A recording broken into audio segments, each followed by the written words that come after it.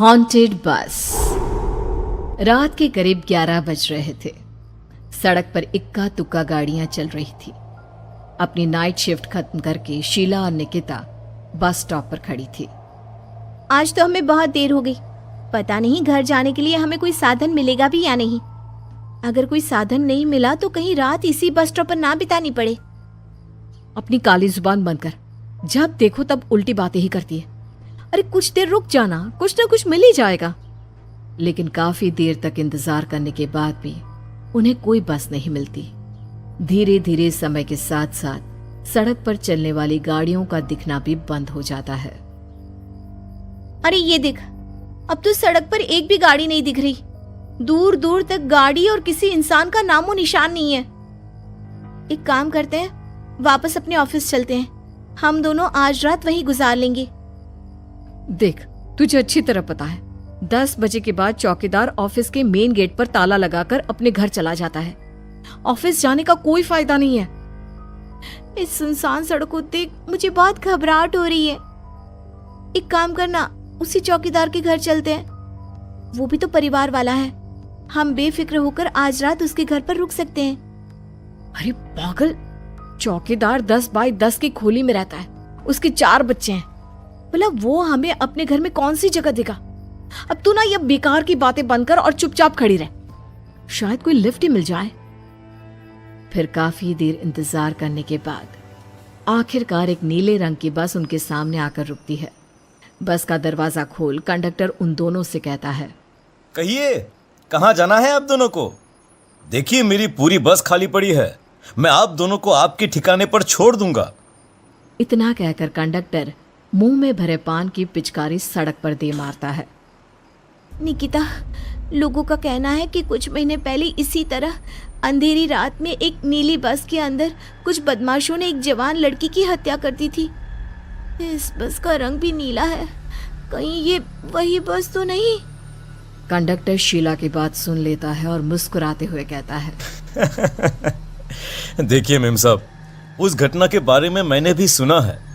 माना कि उस बस का रंग और मेरी बस का रंग एक है, लेकिन दुनिया में नीले रंग की एक ही बस तो नहीं है ना। हा? ये तो सिर्फ एक इत्तेफाक है। देखिए हमारी बस में एक मेम साहब पहले से ही बैठी हैं। चाहे तो आप देख लीजिए। निकिता गर्दन उठाकर देखती है तो बस के पीछे वाले हिस्से में एक लड़की कंबल ओढ़े बैठी हुई थी।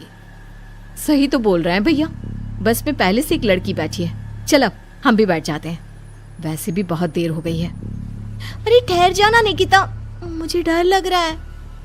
अरे तुझे इतना ही डर लग रहा है तो तू यहीं खड़ी रहे, मैं तो चली। अरे तुम मुझे छोड़कर कहाँ जा रही है? मैं भी चलती हूँ।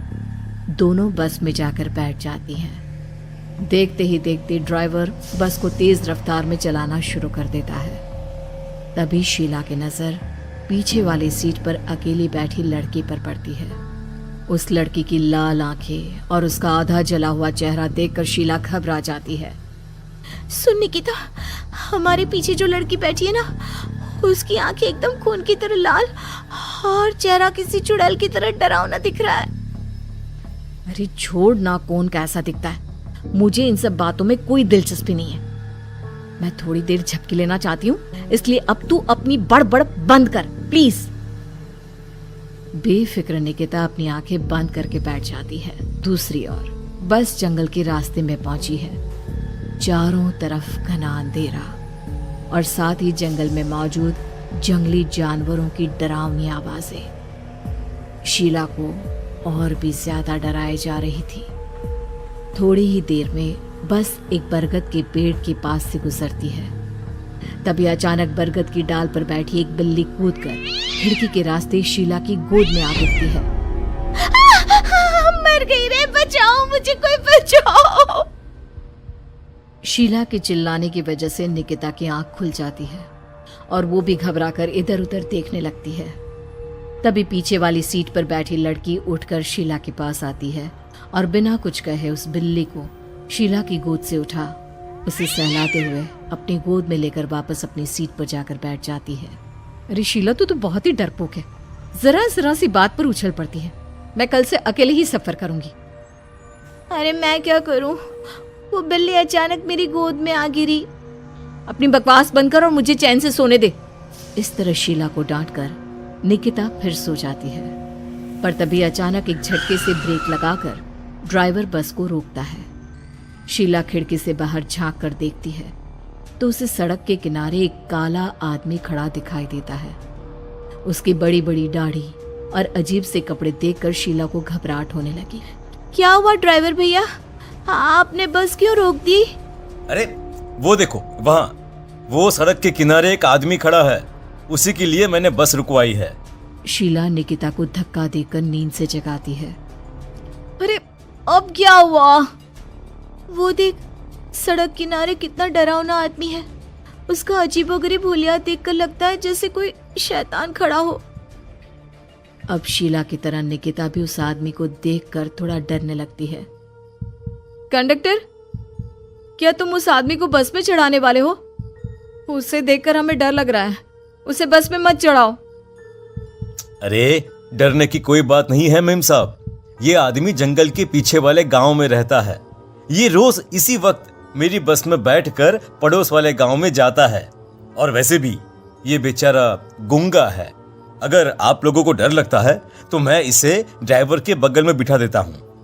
ओह अच्छा, ठीक है।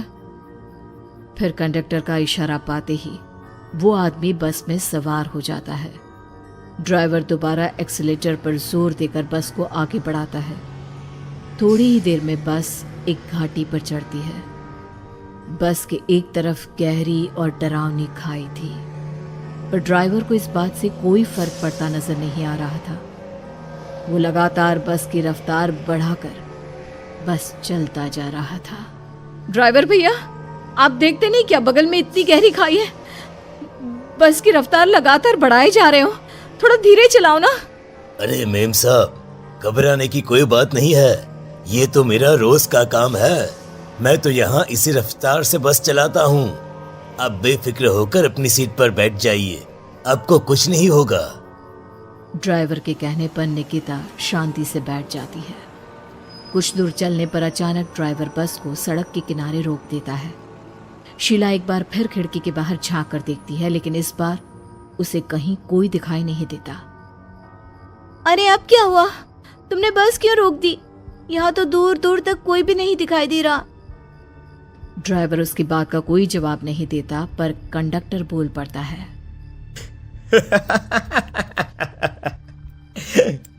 ये हमारी फेवरेट जगह है, हम अपने सारे अच्छे काम यहीं पर करते हैं। अब हमारा प्रोग्राम खत्म होने के बाद ही बस यहाँ से आगे बढ़ेगी। इतना कहते ही कंडक्टर सीट के नीचे रखी एक शराब की बोतल निकालता है। अरे ये सब क्या है? तुम्हारे बस में सवारी बैठी है, उन्हें घर पहुंचाने की जगह तुम यहाँ सड़क के बीच में बस रोककर शराब पियोगे? बस में लड़कियों के बैठे हुए भी तुम्हें ये सब करते हुए शर्म नहीं आती? कंडक्टर कोई जवाब नहीं देता और मुस्कुराते हुए शराब पीने लगता है। तभी ड्राइवर और दूसरा आदमी भी कंडक्टर के साथ मिलकर शराब पीने लगते हैं। निकिता, मुझे इन तीनों के इरादे कुछ ठीक नहीं लगते। हमने इस बस में बैठकर बहुत बड़ी भूल कर दी। तू घबरा मत, मैं हमेशा अपने पर्स में छोटा सा चाकू रखती हूँ। उसके रहते ये तीनों हमारा कुछ नहीं बिगाड़ पाएंगे। देखो गज्जू भैया, हमारी बस में इस समय 3 जवान लड़कियां बैठी हैं। कहो कहो सबसे पहले किसका शिकार किया जाए? मैं तो कहता हूँ कि सबसे पहले वो जो पीछे अकेले जो बैठी है ना, उसे पकड़ कर लाओ। उसके बाद इन दोनों का प्रोग्राम फिट करेंगे। ठीक है, जैसी तुम्हारी मर्जी। अब वो आदमी पीछे वाली सीट पर बैठी लड़की के पास पहुंचकर उसका हाथ पकड़ लेता है, लेकिन तभी अचानक उस लड़की की आंखें जरूरत से ज्यादा बड़ी और लाल होने लगती है। उसका चेहरा गुस्से से लाल और उसके मुंह से नुकीले दांत दिखने लगते हैं। अरे अरे अरे ये क्या? ये लड़की अचानक इतनी खतरनाक कैसे बन रही है? इतने में वो लड़की उस आदमी को उठाकर वहीं सीट पर पटक देती है। मुझे हाथ लगाएगा, तेरी इतनी हिम्मत! जोर से चीखते हुए वो लड़की उस आदमी पर हमला कर देती है और पल भर में ही उस आदमी का काम तमाम हो जाता है। ये देख ड्राइवर और कंडक्टर के होश उड़ जाते हैं। इतने में ड्राइवर अपनी जान बचाने के लिए तुरंत बस से बाहर कूद जाता है। पर तभी बस के पीछे की तरफ से तेजी से आ रहा एक ट्रक उसे कुचल कर चला जाता है। एक ही पल में अपने दोनों साथियों की मौत देख अब कंडक्टर के हाथ पैर कांपने लगते हैं।